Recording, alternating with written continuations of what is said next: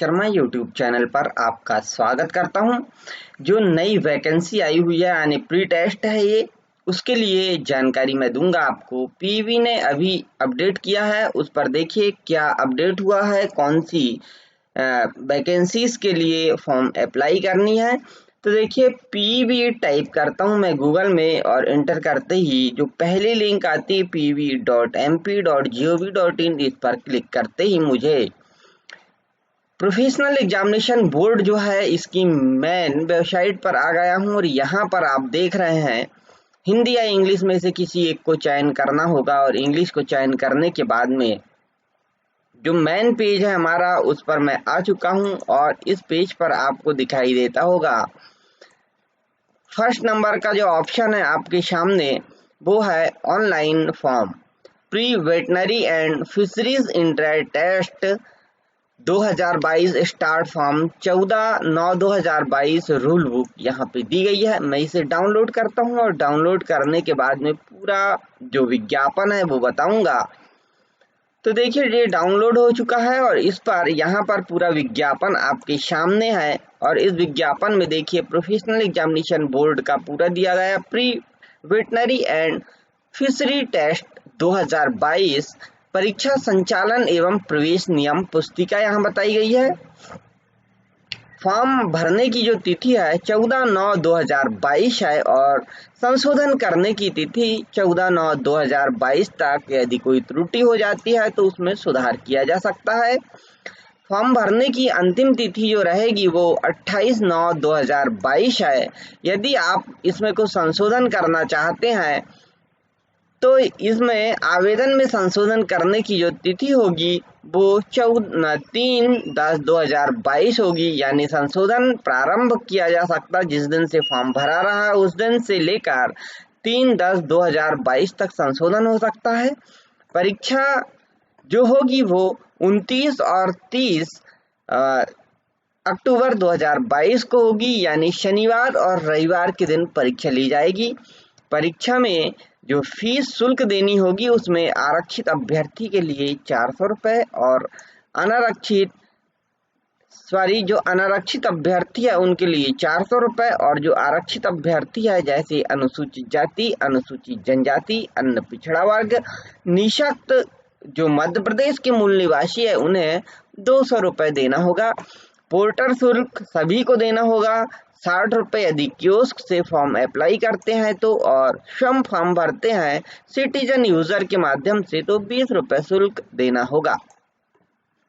परीक्षा की जो पद्धति होगी या समय सारणी होगी उस पर चर्चा कर लेते हैं। परीक्षा जैसा हमने बताया 29 और 30 अक्टूबर शनिवार रविवार होगी। जो प्रथम पाली का समय होगा प्रातः 7 बजे से 8 बजे तक यहाँ रिपोर्टिंग देनी होगी। नियम पढ़ने के लिए 10 मिनट का समय दिया जाएगा और परीक्षा में उत्तर अंकित करने के लिए 9 बजे से 11 बजे तक 2 घंटे का समय होगा। इसी प्रकार जो द्वितीय पाली है इसमें 1 बजे से 2 बजे तक फॉर्म वो रिपोर्टिंग देनी होगी और 10 मिनट का समय आपको नियम पढ़ने को दिया जाएगा। 3 बजे से 5 बजे तक 2 घंटे आपको पूरा टाइम होगा पेपर हल करने के लिए। यहाँ पर मध्य प्रदेश का मूल निवासी होना अनिवार्य है। पहली कंडिका यहाँ दी गई है इस पे देखिए। और बाकी वही जो कि अभ्यर्थी का आधार कार्ड होना, परीक्षा के दौरान बायोमेट्रिक सत्यापन होगा। जो सभी परीक्षाओं में पीवी की परीक्षाओं में रूल्स रहते हैं वही रूल्स यहाँ पर भी है। यहाँ पर मैं आपको बताना चाहूँगा कि ये परीक्षा में कौन से अभ्यर्थी शामिल हो सकते हैं उनकी बात करूंगा मैं। यहाँ पर योग्यता क्या होगी तो यहाँ पर वे अभ्यर्थी जिन्होंने माध्यमिक शिक्षा मंडल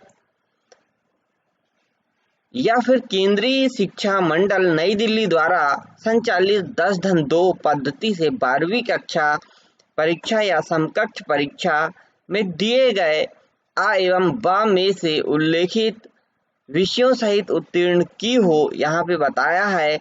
और आ जो कंडिका दी गई है इसकी मैं बात करूंगा। आ कंडिका में देखिए भौतिक, रसायन और जीव विज्ञान से पास की हो तथा अंग्रेजी विषय लेकर उत्तीर्ण होना अनिवार्य है।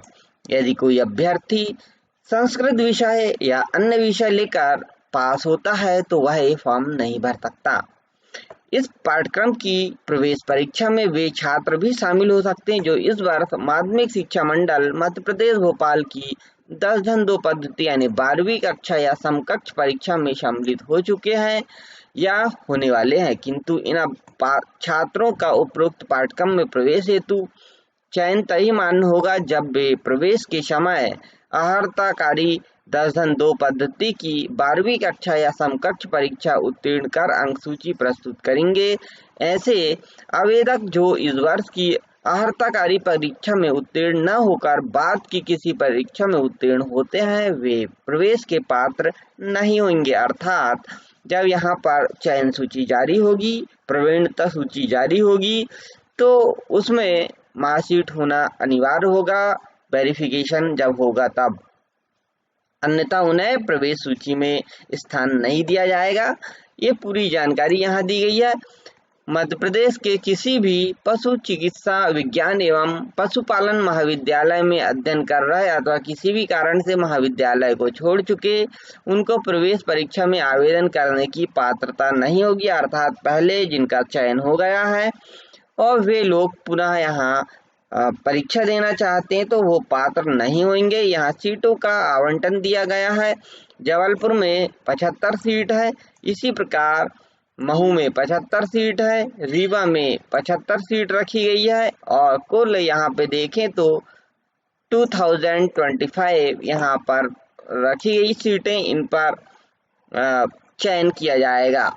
वही जानकारी जो है वो पूरी बताई गई है। यहाँ पर आप इस PDF को डाउनलोड कर लें और पूरी जानकारी यहाँ पर भली भांति देख लें, जिससे आपको जो आरक्षण वगैरह की जानकारी है वो मिल जाएगी, AWS की जानकारी मिल जाएगी।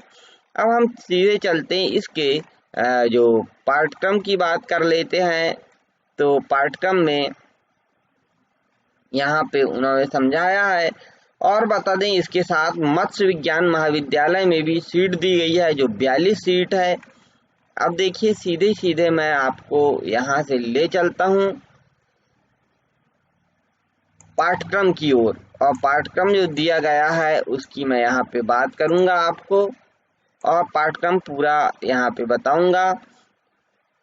पास के लिए न्यूनतम जो दिया गया है, परीक्षा की पूरी पद्धति दी गई है, समझाई गई है। नॉर्मलाइजेशन जो हर परीक्षा में दिया जाता है वो नॉर्मलाइजेशन दिया गया है, कैसे निकाला जाएगा वो सभी यहाँ पे जानकारी दी गई है। फॉर्म भरने की पूरी प्रोसेस बताई गई है, खुद कैसे फॉर्म भर सकते हैं घर बैठे, या फिर अब देखिए यहाँ पे पाठ्यक्रम की बात कर लेते हैं। जैसे बॉटनी यहाँ पे दी गई है, बॉटनी से जो टॉपिक्स दिए गए हैं बॉटनी के वो देखना पड़ेगा सभी विद्यार्थियों को। इसके बाद में प्लांट फिजियोलॉजी दी गई है, जूलॉजी दी गई है। अर्थात जो 12वीं में जो सिलेबस है आपका वही लगभग ह्यूमन फिजियोलॉजी दी गई है।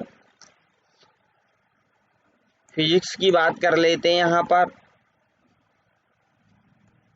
काइनेटिक यानी एनर्जी वगैरह, element except of डिफरेंशन and integration for, पूरा वही दिया गया है जो 12वीं में आपका सिलेबस दिया गया है। 11वीं और 12वीं का पूरा सिलेबस यहाँ पे आपको बहुत सावधानी से पढ़ना है। केमिस्ट्री दी गई है, जनरल एंड फिजिकल केमिस्ट्री यहाँ पे दी गई है। इनऑर्गेनिक केमिस्ट्री दी गई है, ऑर्गेनिक केमिस्ट्री दी गई है। अर्थात पूरी वही पाठ्यक्रम की जानकारी है। तो आपको ये वीडियो कैसा लगा आप ज़रूर बताएं और अपने दोस्तों को शेयर करना ना भूलें। आज के लिए इतना ही, नमस्कार।